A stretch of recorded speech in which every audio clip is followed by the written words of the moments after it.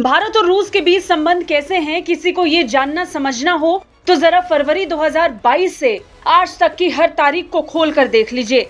हर तारीख आपको भारत और रूस के बीच बढ़ते सहयोग का सबूत दे देगी। रूस यूक्रेन के बीच छिड़े युद्ध के दौरान भी ये सवाल उठने लगे थे कि क्या भारत रूस के बीच हुई S-400 जैसी डील अपने अंतिम रूप तक पहुंचेगी या नहीं। सो वो भी पहुंची, वो भी बिना अमेरिकी हस्तक्षेप और किसी प्रतिबंध के डर के। भारत में रूसी राजदूत डेनिस एलिपोव ने यह दावा किया कि मॉस्को और नई दिल्ली अपने राष्ट्रीय हितों के लिए दृढ़ता से प्रतिबद्ध है।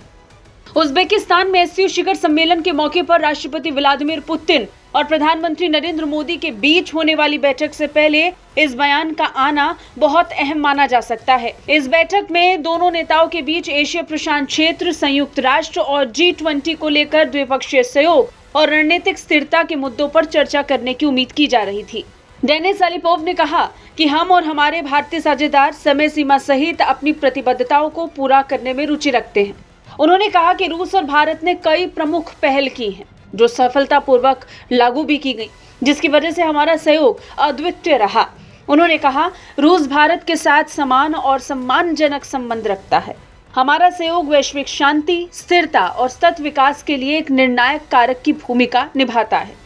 रूस ने पिछले साल दिसंबर में मिसाइल की पहली रेजिमेंट की डिलीवरी शुरू की थी। S-400 को रूस की सबसे उन्नत लंबी दूरी की सतह से हवा में मार करने वाली मिसाइल रक्षा प्रणाली के रूप में जाना जाता है। ट्रायम्फ इंटरसेप्ट आधारित ये मिसाइल प्रणाली आने वाले शत्रुतापूर्ण विमानों, मिसाइलों और यहां तक कि 400 किलोमीटर तक की दूरी पर ड्रोन को भी नष्ट कर सकती है। बता दें, रूस ने यूक्रेन से युद्ध के बीच भी भारत को S-400 ट्रांसफर या डिफेंस मिसाइल सिस्टम की आपूर्ति बेहतर ढंग से की थी। इतना ही नहीं, उसने वॉशिंगटन के दबाव और अमेरिका के नेतृत्व वाली पश्चिमी देशों की प्रतिबंधों के बावजूद भारत को अपनी सबसे उन्नत लंबी दूरी की सतह से हवा में मार करने वाली मिसाइल रक्षा प्रणाली S-400 समय पर पहुंचा दी है। कुल मिलाकर भारत के लिए साल काफी अहम रहा। वैश्विक उथल पुथल के बीच भारत की मौजूदगी वैश्विक मंचों पर प्रथम पंक्ति पर नजर आती है, जिसमें म्यूनिख सम्मेलन से लेकर G7 और SCO तक शामिल हैं। साल के अंत में शुरू होने वाली G20 मीटिंग की मेजबानी तो खुद भारत करेगा।